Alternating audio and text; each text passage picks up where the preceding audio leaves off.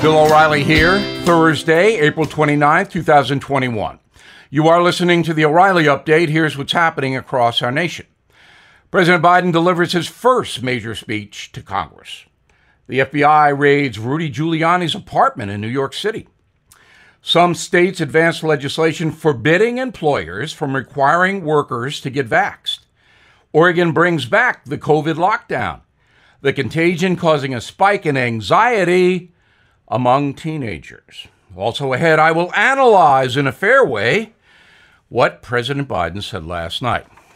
But first, Mr. Biden addressing 200 lawmakers, all masked, at the U.S. Capitol last night, calling for increased spending on everything.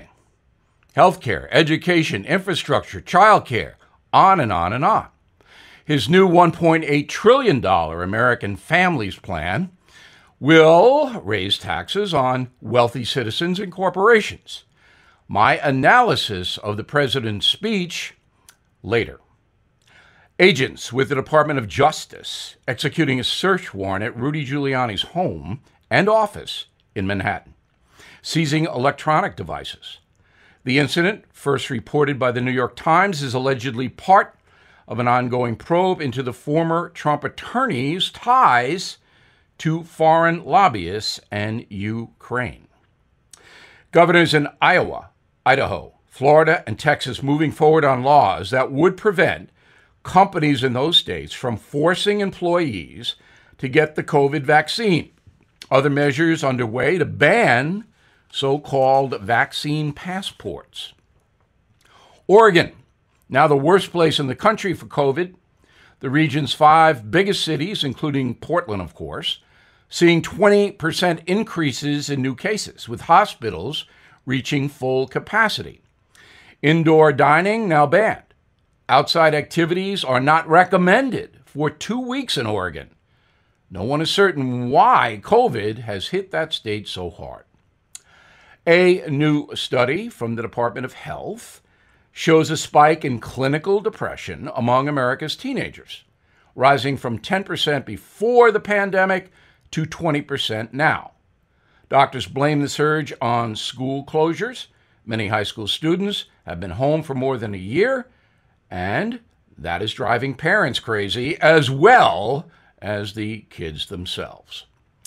In a moment, what say you, Joe Biden? I'll have fair analysis of last night's speech coming up. Hey, good movie alert. It's called Roe v. Wade. Not a documentary. It's a real Hollywood movie with great actors like Jon Voight, Stacey Dash, John Snyder, Steve Guttenberg, and even LA Law's Corbin Burnson. Not some boring film about a court case. You will be blown away to learn about how Planned Parenthood manipulated the courts and lied to the media back in the 1970s, all for power, and how the conspiracy even involved some Supreme Court justices. Literally the most famous court case in American history that everyone has heard of, but no one knows very much about. Finally, the truth comes out. Hollywood and the media have tried to stop the film from coming out. It could get canceled or banned, so see it immediately before they remove it from iTunes, Amazon, Google Play. You can download it from your major cable or satellite carrier. It is on demand. Check out Roe v. Wade, the movie, today. Time now for the O'Reilly Update message of the day. The president's speech last night in front of Congress. First, the facts. It ran for about an hour. It was very, very boring. It was very, very socialist. Now, if you disagree with me on those things, please write me, bill@BillO'Reilly.com. I know that might sound unfair. It was boring and socialist, but it's true. If you sat through the entire speech, you heard a lot about plans. Let's see, there's the COVID relief plan, the infrastructure plan, the family plan, the American jobs plan. Now, planning is good, but spending $6 trillion tax dollars is not good. Why? Because the federal government does not have $6 trillion. It's in debt up to the proverbial eyebrows. So the federal government has to get that money from we, the people, but not the people who earn less than $400,000 a year. The problem is less than 5% of Americans earn more than that.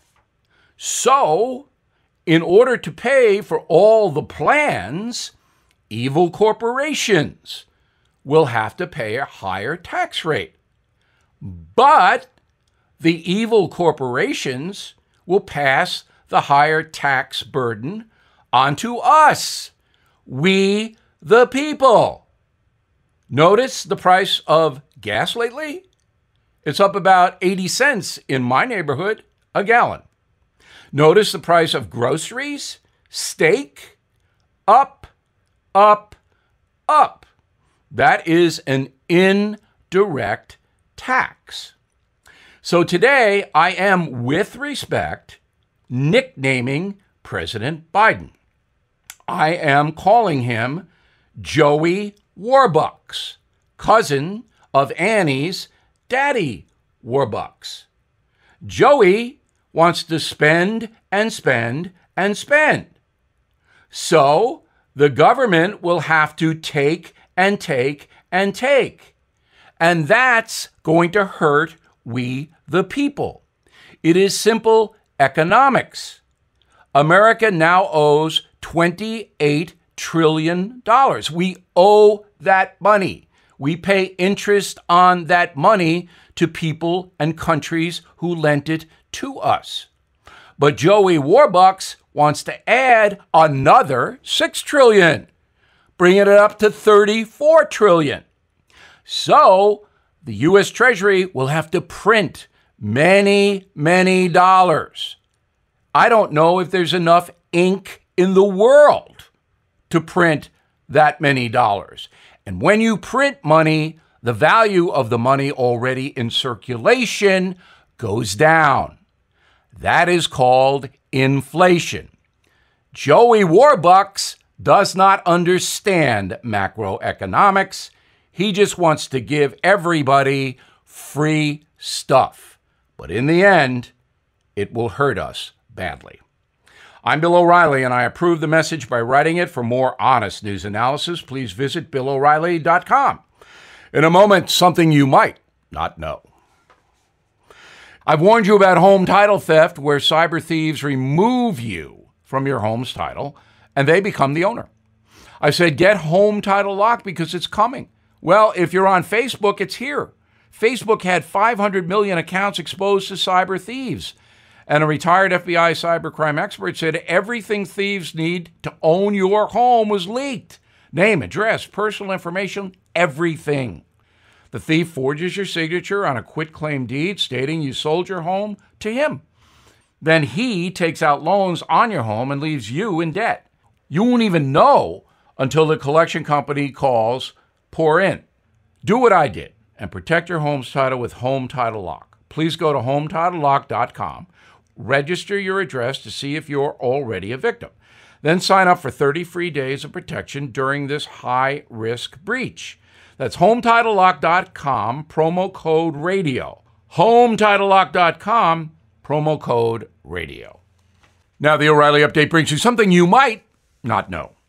On this day in 1992, 4 Los Angeles police officers, 3 of them white, were acquitted of the savage beating of African-American Rodney King, an act caught on camera by 2 eyewitnesses. Fury over that acquittal spilled into the streets of L.A., resulting in 5 days of chaos and destruction. Now, 1 year earlier, Rodney King, out on parole for a robbery, led police on a high-speed chase.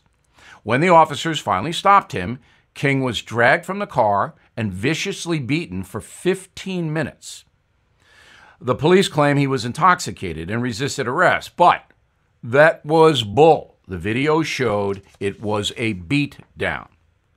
The attack left Rodney King with 3 skull fractures, missing teeth, a broken ankle, and a permanent problem with his brain. The police officers were charged with excessive use of force. On April 29, 1992, a mostly white jury consisting of 12 residents from wealthy suburbs, most of them, found the cops not guilty. The verdict was announced at 3 p.m. By 6 p.m., all hell had broken loose. Residents set fires, looted, destroyed stores, supermarkets, retail shops, fast food chains. Light-skinned motorists, both white and Latino, were targeted. Some pulled out of their cars and beaten, like Reginald Denny. You remember he was pulled out of his truck and almost killed. After 3 days of rioting, Rodney King himself appealed for peace, telling the news cameras, quote, "Can we all get along?" During the 5 days of unrest, there were more than 50 deaths, 3,000 injured, 6,000 looters and arsonists arrested. And here's something else you might not know. Rodney King struggled with addiction for the rest of his life. He was routinely pulled over, cited for driving erratically, often under the influence of alcohol and drugs. He was found dead at the bottom of a Southern California swimming pool in 2012 at the age of 47. The medical examiner's office ruled his death an accidental drowning due to a lethal combination of narcotics and alcohol. Back after this. Are you looking for your next investment? Bill O'Reilly here. There are 7 reasons to look at the NRIA Real Estate Development Fund. Monthly cash flow payouts of 10% annualized. Bonuses to 21% targeted. They strategically locate in lower-risk, high-demand areas people want to move to. New construction is short on supply. Real estate affords diversification and safety from stock market risk. Their short and long-term strategy provides for steady returns right now. NRIA is an industry leader with a 15-year proven track record. So, if you've been sitting on the sidelines or want to diversify, start your due diligence at nria.net. Or you can call 800-800-1414. That's easy. 800-800-1414. An offer of securities is only made by the NRIA Private Placement Memorandum. Read it first. Past performance does not guarantee future results. NRIA is a real estate development firm. Learn more at nria.net. Thank you for listening to the O'Reilly Update. I am Bill O'Reilly. No spin, just facts, and always looking out for you.